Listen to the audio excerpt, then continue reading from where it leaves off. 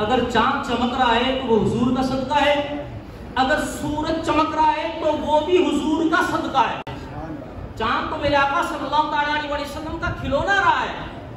नबी करीम सल्लल्लाहु अलैहि वसल्लम पिंगोड़े में जिस तरफ भी उंगली झुकाते थे तो उसी तरफ वो चांद झुक जाता था।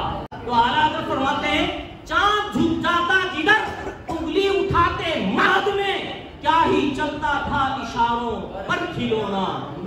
ये जो मेहरो माँ पे है इतलाक आता नूर का, भीख तेरे नाम की है इस्तिआरा नूर का, भीख तेरे नाम की है इस्तिआरा नूर। क्यों ना हम ये अपने दिल चमका लें आका अलैहिस्सलाम की बारगाह में अर्ज करके कि चमक तुझसे पाते हैं सब पाने वाले, मेरा दिल भी चमका दे चमकाने वाले।